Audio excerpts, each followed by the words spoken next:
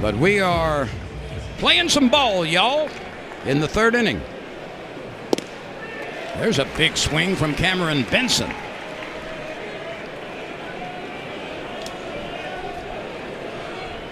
Benson is the 9-hole hitter, hitting .375. 1 homer, 3 driven in. That'll be a chance for Milam. Look at that transfer and that accurate throw. He has really fallen in love with the shortstop position. He was an outstanding second baseman last year. But, Ben, as you well know, the conversion from second to short is a whole different ball game, and he has taken to it. Yeah, and people worried about the arm strength, but this is where Milam makes up for maybe not quite the arm strength that you'll see from a lot of traditional shortstops in the SEC. You mentioned the transfer, and that's what's important. He quickly gets to the ball. The range is outstanding, but he gets it in the glove, in the throwing hand as fast as anybody, and that's how you make up for maybe a little bit less of an arm. Here's Gehrig Goldbeck, who flied to Stanfield last time.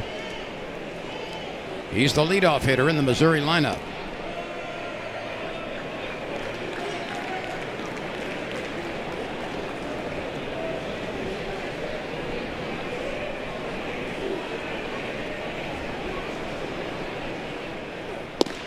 That's a mitt popper for a strike, and that's the fastest delivery of the game so far, 94.8.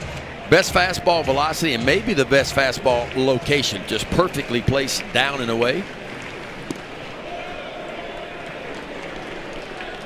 Game time tomorrow is scheduled at 6 o'clock. These teams will do their best to play tomorrow, and it might be a later start, but nothing official right now. It's a 6 o'clock start tomorrow, and then on Sunday, LSU and Missouri, a 1 o'clock start. Baton Rouge time, Central Daylight Saving Time. Yeah, if the forecast is correct, it looks like the bad weather's going to be out somewhere around 5 o'clock, maybe 6 o'clock local time. So should be on par. This field drains well. The grounds crew here is very dedicated.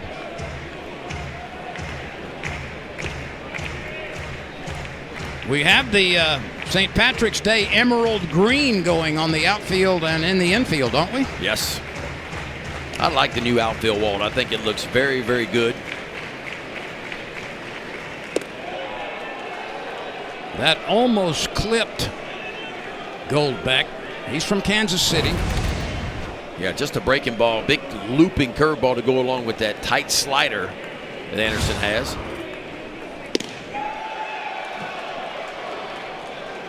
That pitch is just out of the zone, and it's the first base on balls from Cade Anderson.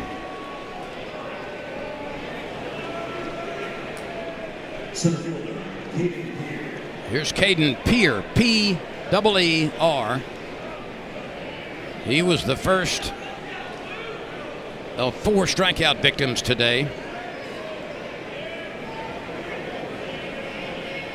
He's played slightly as an opposite field hitter. We're having some fun at the ballpark. It's day 1 of the SEC schedule. Ben McDonald, Lynn Rollins with you. Thank you for choosing to join us. Let's see who can make a play here. Milam's going to have to throw it to first, and he gets his man. That was a good decision by Milam, and he took the only reasonable chance he had. Well, and Milam just continues to impress me at the shortstop position. The range was never a question, and watch how quickly he goes to his glove side right here. Goes all the way across second base, and watch the transfer in and out of the glove in just a second, and a dart throw over to first base to Jared Jones. Milam recognized it would have been a very difficult play for Dickinson. High risk, very little reward. And he had made up his mind early, get the out at first base, and he did so flawlessly. In that situation, the shortstop has the right because he has the momentum going towards first. Even if Dickinson catches that ball, he's got to throw it back across his body and not likely to get to runner. But Milam going towards first base had the shot. But here is one of the better hitters for the Tigers, Mateo Cerna. There's a good curveball by Anderson. And that was the breaking ball of choice last year for Anderson. It was fastball, big looping curveball, and changeup last year in his freshman year. But this year he's added that little hard slider to the mix. Cerna has been good with runners in scoring position for Missouri. His average is .387 in these circumstances.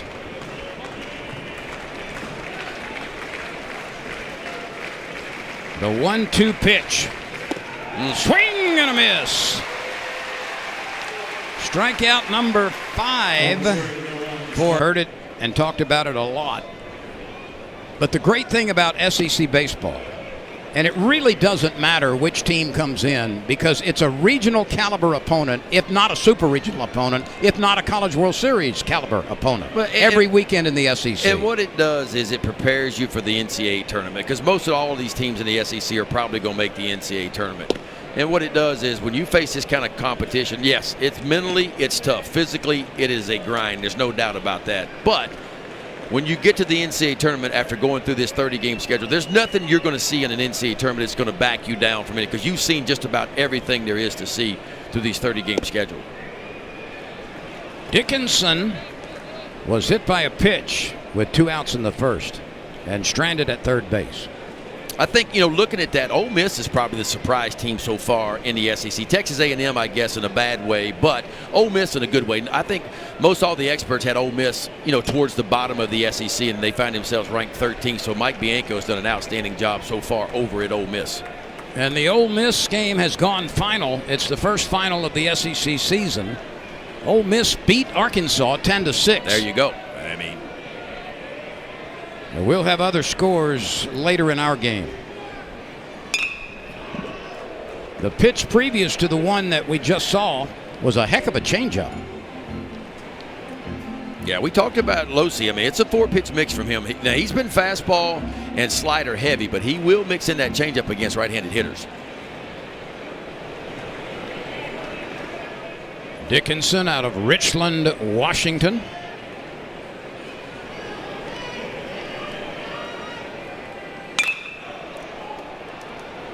Let's see who's going to take charge on this. It will carry out to center field, and it is squeezed by Caden Peer. That's his third put out. And now Ethan Fry, who reached on a 2-base throwing error by the shortstop Lovich. He'll come to the plate for the second time.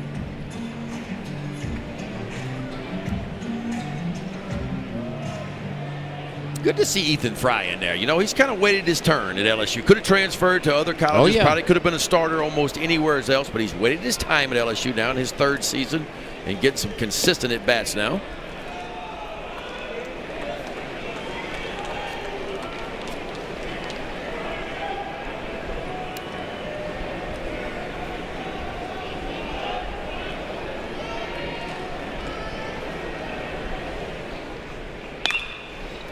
This is chopped on a couple of hops to Lawrence. It takes a waist-high bounce, and there is out number 2. Losi has settled in, at least through the first couple of batters, after yielding 3 base runners and a 2-run home run by Hernandez last inning. Here's Milam, batting for the second time today with 2 outs.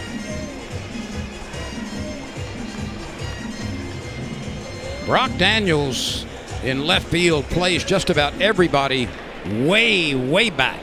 Must be more comfortable coming in than going back as deep as he is. If it's hit over his head, it's a home run. Yeah, if he takes 2 steps back, he's running into the wall. Every once in a while, he'll scratch his back on the wall out there. There he is, wandering around a little bit.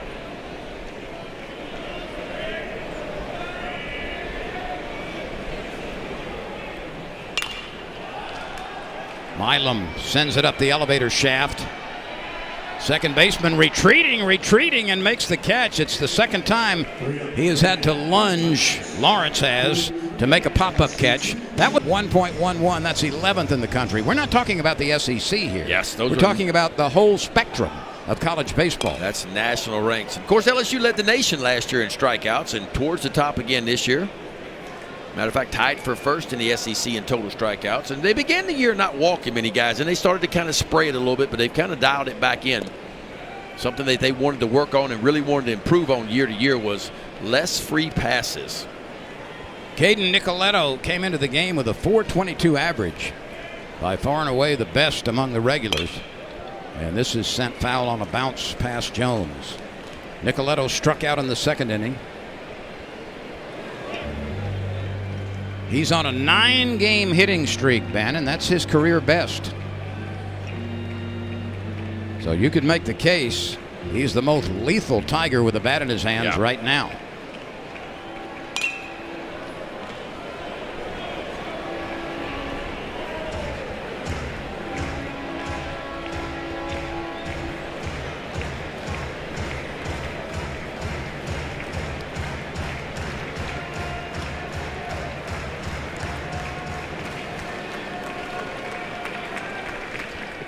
Oh, a weak wave. Ball gets away. Hernandez creates the angle as he moves out in front of the plate. And Nicoletto has struck out for the second time, number 6 for Anderson. Yeah, Cade Anderson's been in that breaking ball pretty good right now. And the idea when you get to 2 strikes is throw something that looks like a strike. And that would stay in the strike zone a long time before it worked its way down and away from Nicoletto. Ben, I hear the train whistle. And now I see it. That's the 5:32, Lynn, and it's right on time. It is exactly on time. You and I are working off the same sheet. Anderson runs, bends over, makes a nice play to get the second out as Brock Daniels, who had a single in his first at bat, rolls out. There. Headed north. Northbound. Northbound. The 5:32.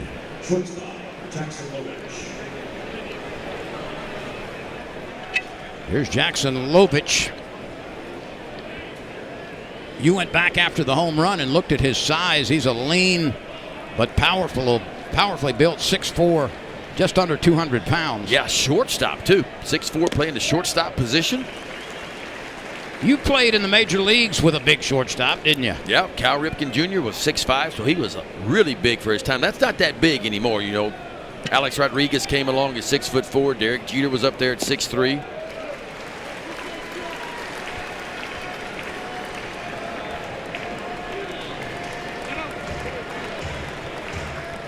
Each generation, Lynn, getting bigger, stronger, and faster. And richer. And definitely richer. Cade Anderson takes care of business. That is correct. Josh Pearson at the plate. His average right now is .351. Coming into SEC play, Curriell and Jones were hitting .450 and .448 respectively. Dickinson .373, Fry .357, Milam .391, Pearson .351, and Stanfield .327. That drops into left field, a bloop base hit. And the Tigers get a base runner in a 2-2 game, bottom of the 4th. Yeah, Pearson on twice. First at bat, hit by pitch. This ball right off the end of the bat. Not hit hard enough where the Brock Daniels, the left fielder, can get to this one. Just kind of dumps it out in left field. Good start for the Tigers here in the bottom of the 4th. That's only the second hit for LSU off Losi. The other one came off the bat of the young man at the plate right now, Luis Hernandez. And he hit it well over the left center field wall, closer to center field than left. A blast of over 400 feet.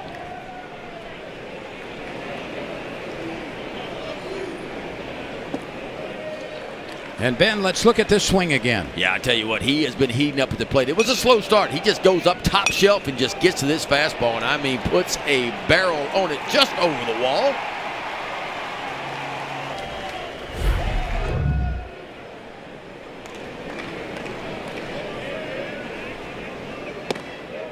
That's a high strike.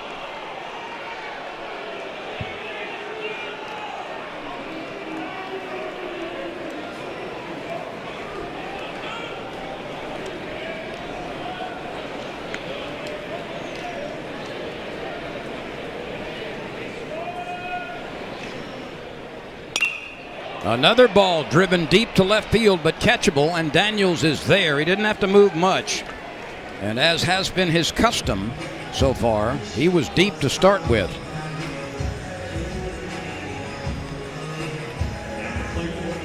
Braswell comes to the plate. I'm sweating like a politician taking a polygraph test.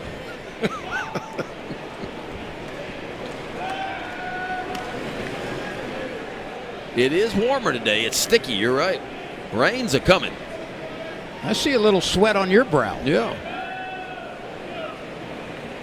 I'm not looking there very often, though, okay? My glasses are fogging up. They are.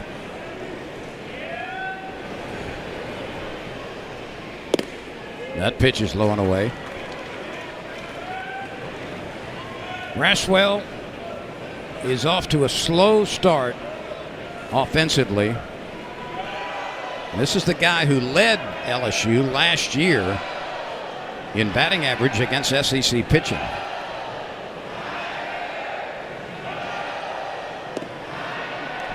It would be good to get him going, Ben.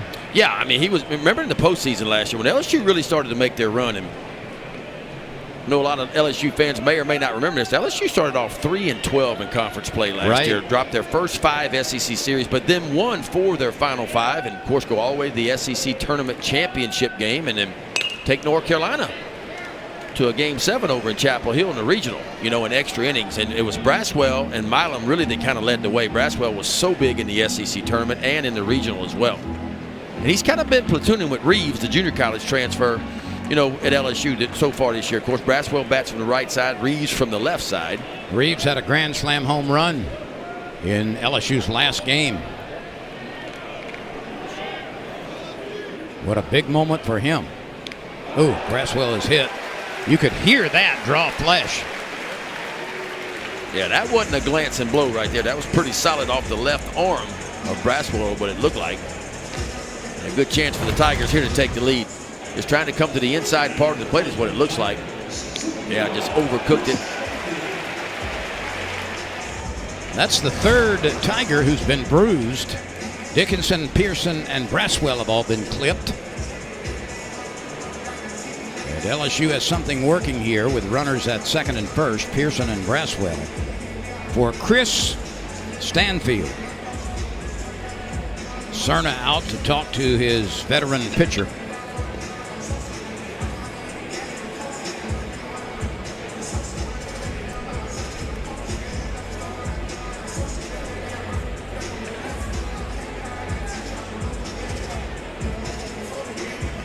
Tiger baseball coming your way from Alex Box Stadium, Skip Bertman Field in Baton Rouge, courtesy of the SEC ESPN Network. Ben McDonald, Lynn Rollins with you.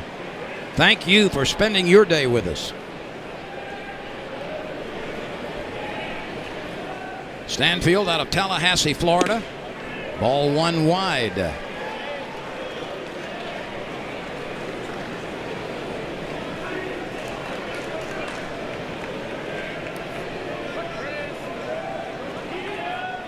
He has 17 hits, 2 of them for extra bases, 1 double and 1 triple. There's a strike.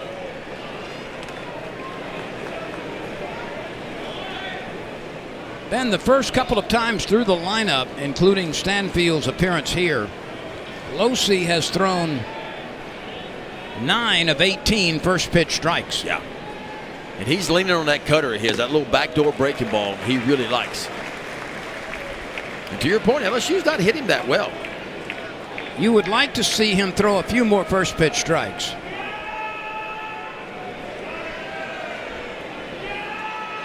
And it's a little bit unusual for him because we talked about it in 19 1/3, only 4 walks coming in. Right. But the control hasn't been as sharp as it was his 4 previous starts. Well, he's hit 3 batters and walked 1, and that's uncharacteristic. And he's 3-1 on Stanfield. But that's LSU's offense at its best, right? I mean, it's going to work the pitcher. They're going to force the pitchers to throw strikes. And LSU doesn't offer it many bad pitches. It's a hitter's count. And that ball gets loose. It's going to load the bases. And it's Derek Curiel coming to the plate. With the bases full of Tigers, and we're going to have a conversation on the mound. The bullpen is just now starting to get active for Missouri. Yeah, this looks like the pitching coach, Tim Jamison, out for a quick visit with his left-hander. Derek Curiel has flown out twice, once to center field and 1 time to second base. And Losey's beat him both times on a fastball kind of up and in a little bit. So we'll see if Curiel can make that adjustment.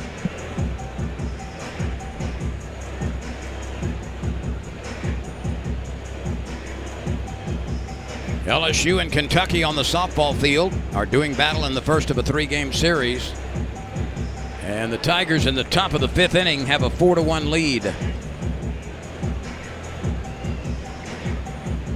Sidney Berzon is in the circle for the Tigers. And I'm pretty sure Hebner will throw tomorrow.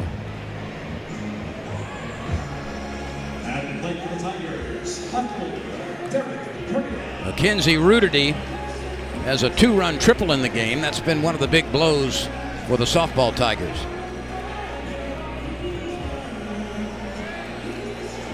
So here's Curiel. Could this be a breaking point in the game? Well, a chance for LSU to break it wide open, or at least take the lead here for sure. 1 out, bases loaded. Swing and a miss. Curiel has popped up to the second baseman and flied to center field. There have been a lot of fly ball outs, haven't there? Yeah, I think 5 fly ball outs for the Tigers so far. Losey's got just enough velocity, just enough hop on that fastball where LSU's popped up 5 times. Jones is on deck. That's tight. A mitt popper, but too close. Curiel at .435 as he stands at the plate.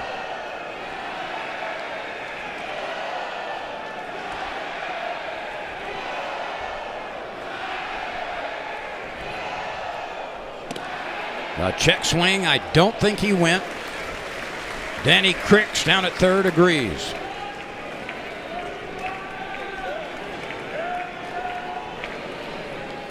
There's a lot of room in the gaps in the outfield. Pearson at third. Braswell at second. Stanfield on first.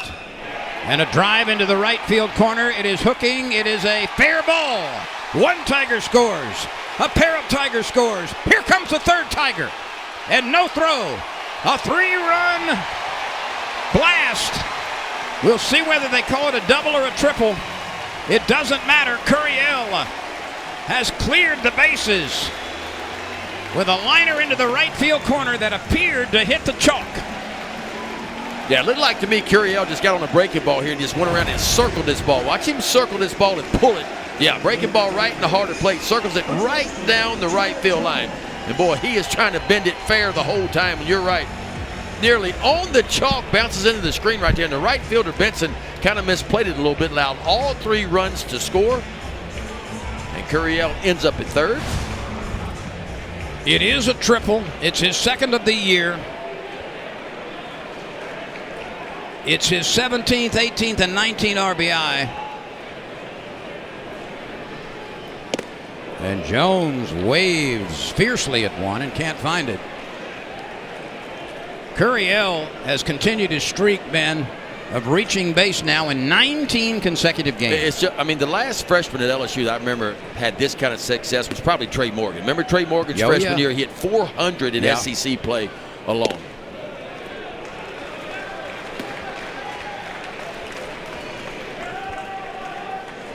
And if I'm not mistaken, he led off a lot like Curiel his freshman year for LSU.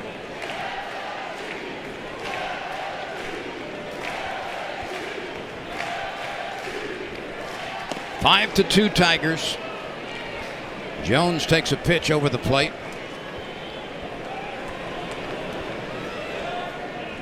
He has struck out twice.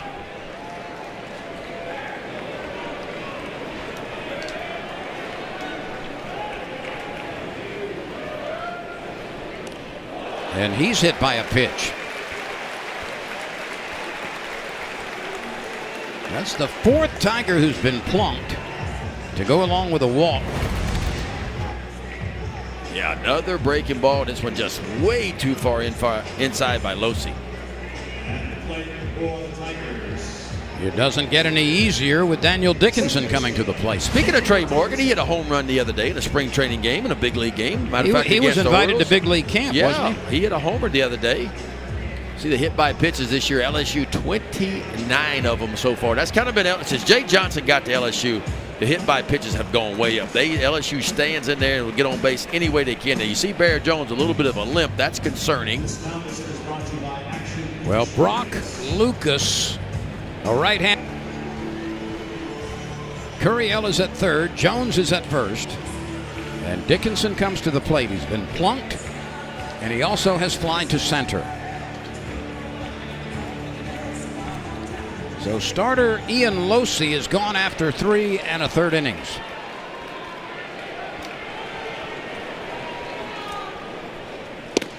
And a fastball gets the inside part of the plate. Losey allowed only 3 hits, but a lot of walks and base runners. He struck out a couple, he walked a couple, he hit 4 batters. He had only hit 1 coming into this game. And his day is done. Yeah, just didn't have his typical command. You can see him shaking his head. He is frustrated with himself. As you mentioned, the hit by pitches, a couple of walks as well. Interestingly enough, he walked Stanfield twice. Those were the 2 walks.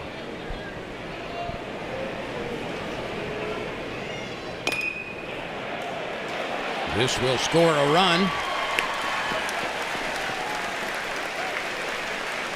Dickinson with the dribbler scores Curiel from third. And LSU has scored 4 in the inning. That's what you call a productive at bat. 1 out runner at third base. Find a way to put a ball in play and get that run home. Well done by Dickinson, and a nice play by the third baseman, Knutson.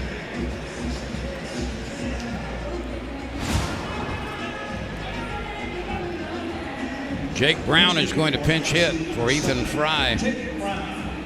So Brown bats as a southpaw. Fry was 0 for 2. He reached on an error and grounded out to second base. Jake Brown, what a luxury to bring in a .391 hitter off the bench.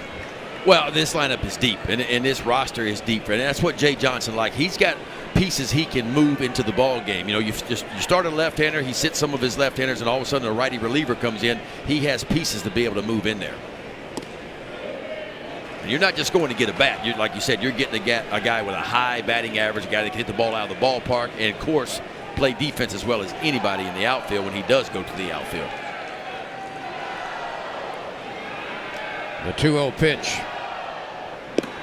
You don't have a do-rag for me, do you? Nope. In your... What do you need a do-rag for? I'm sweating. I can't believe it. Are you going to tie it up on your head? Whatever it takes.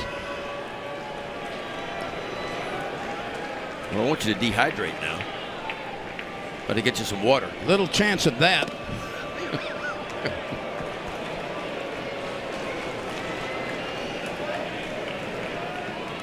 Three and one on Jake Brown. Yeah, careful here. Indeed. Outfield very deep. My goodness. All 3 of them. There's a strike. Good pitch on the inside part of the plate. Man, Ben, you got a telescope with you? They are deep. I'm not sure why. Because like you said, ball gets over your head, it's over the fence anyway.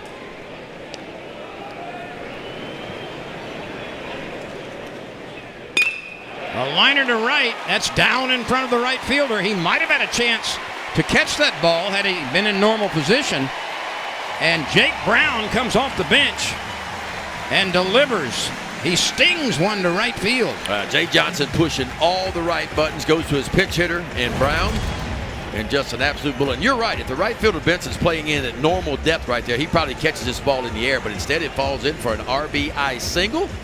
5th run of the 4th inning for LSU. Now they have a 7-2 lead. You see Barrett Jones all the way around from second base. A whack that inning. Remember, he was missing. He got behind the count. The fastball was elevated a little bit, and then he made some adjustments. Nate Yeske went out for a quick visit and got his left-hander back in the zone.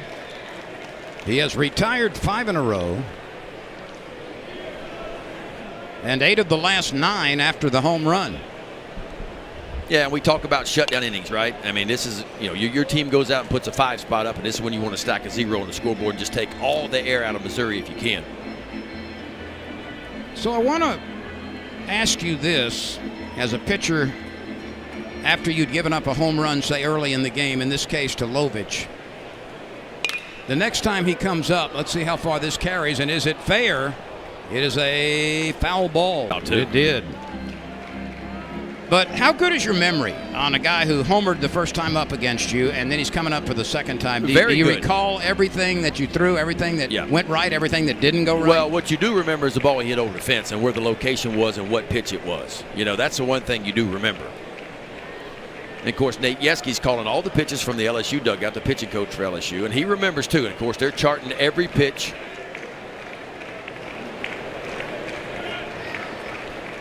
Then I want to talk a little bit, because this is certainly innovative and is being involved in the SEC this year. And that is each bench has a computer hooked up to TrackMan, and it's available during the game in the LSU dugout and also in the Missouri dugout.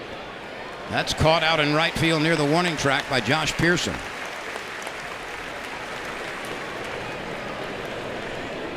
At the plate in Missouri, second baseman Trey Lawrence.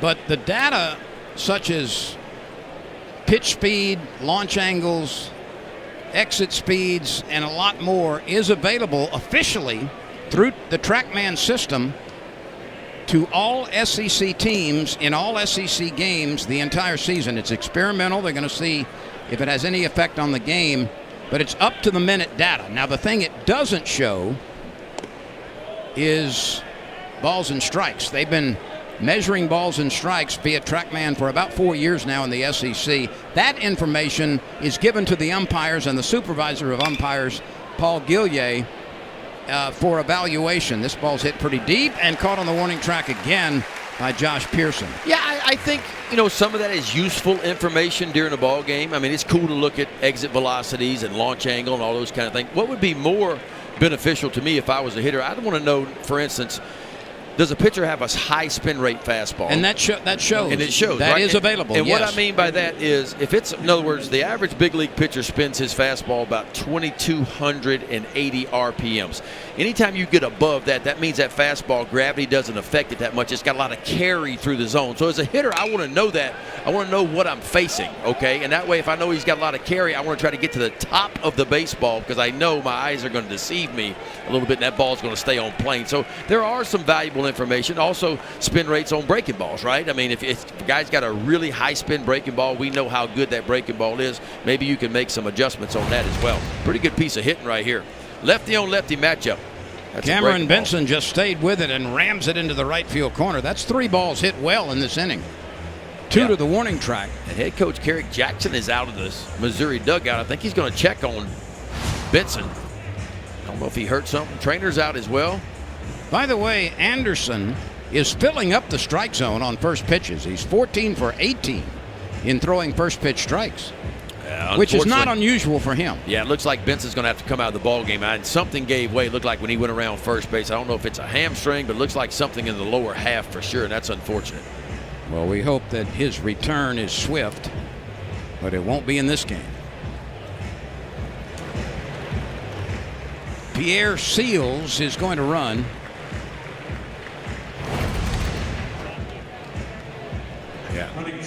Oh, yeah, right there. Almost like 3 or 4 steps out of the box. You could tell he is hurting going around first base right there. And that's typically a hamstring.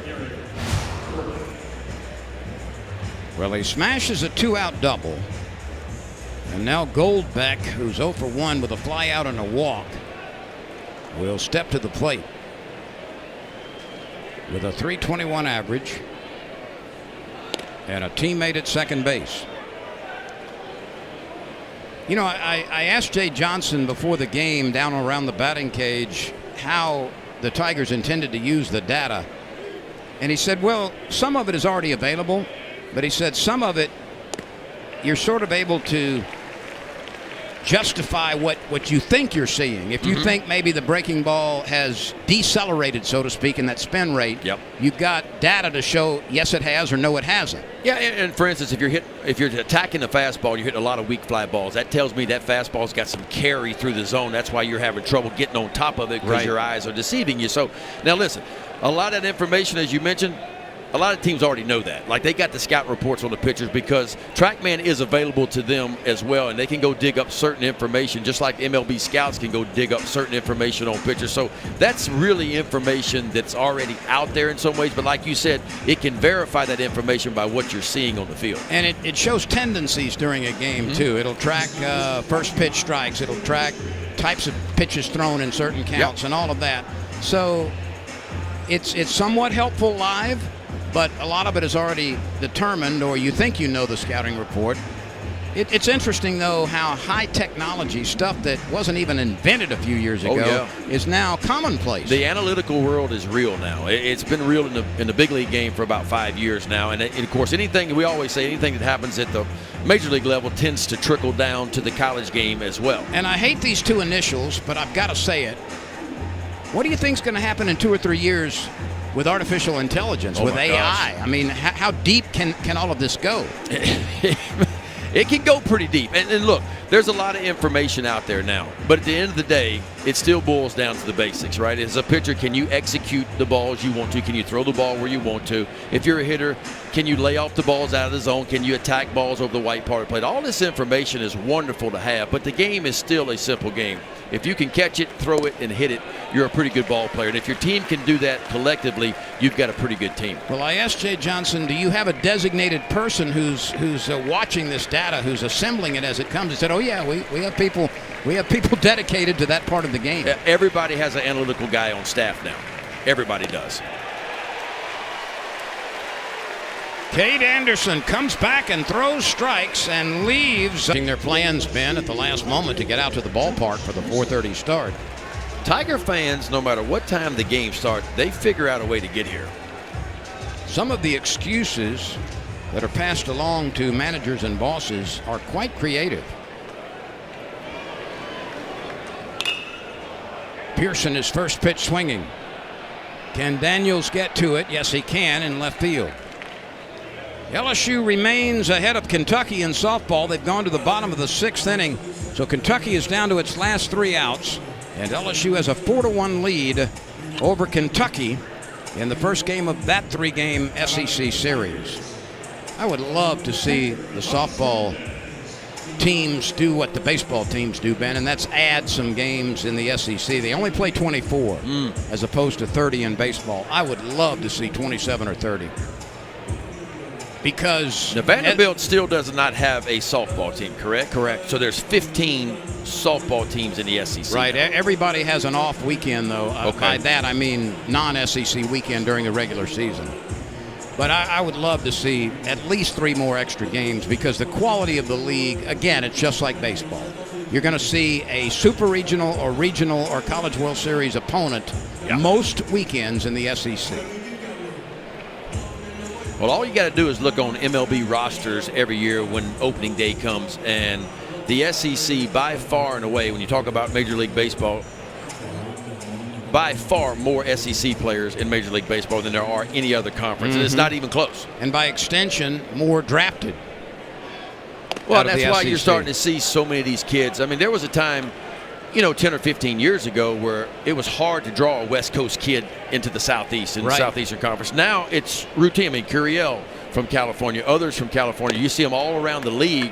Kids are coming from everywhere. And why do they want to play there? Because, one, like you said, it's the best baseball conference. It's the most eyes. I mean, you're routinely playing in front of 6,000 to 11,000 fans every night in the SEC. And huge television audience. Huge. I mean, it's where everybody wants to be. This will be out of the reach of first baseman Nicoletto. Good to see Luis Hernandez get going. I know when Jay Johnson went and got him out of the portal from Indiana State, he had that monster year last year, hit 359, 23 home runs. He was a little bit slow this year, but he is starting to pick it up. Had that big 2-run homer for LSU in the 2nd inning. Brings a lot of experience. Don't forget, Indiana State's kind of a sleeper when in mid-major. They've been in the NCAA tournament each of the last 2 seasons. And, of course, Hernandez played there. They were even in a super regional a couple of years ago. That's another one of the great things about college baseball. There's always a sleeper. There's always a dark horse who comes from a smaller conference or maybe just barely gets into its own conference tournament and then turns it on like Ole Miss did a couple of years ago. Hernandez strikes this one pretty well, but it's tracked down on the run by Caden Peer as he moved quickly to his left to make the catch. That's 3 well-hit balls by Hernandez. The first one left the ballpark at over 400 feet. Yeah, a 2-run homer in the second. He is definitely starting to heat up at the plate. He also lined out to left field, and he hit that deep to center field. 2 gone, and here's Braswell. And again, it's kind of interesting the number of fly ball outs for LSU against 2 different types of pitchers. Well, LSU likes to get the ball in the air. We know that. I mean, they averaged, 129 homers each of the last 2 seasons. Now, they're not on that kind of pace so far this year, although we talked about it. I mean, the last 7 games, LSU's hit 19 home runs. Of course, they have a home run today, so that's 20 homers in the last 8 games for LSU, so certainly starting to hit the ball out of the ballpark. That's a lot of pucker-up T-shirts. Yes, it is. You've been puckering up a lot here lately, hadn't you? Well, we need to see what happens when LSU gets hot with the bats and the long ball. That's a pretty good fastball, but it misses. You know, that's another thing, and you know it better than anybody. The average college fastball, has accelerated by 3 or 4, 5 miles an hour over the last decade or so? Yes. I mean, we talked about LSU and opening weekend, of play. LSU average fastball was about a little over 94 miles an hour for this pitching staff to kind of show you where it's at. LSU 3 up and 3 down.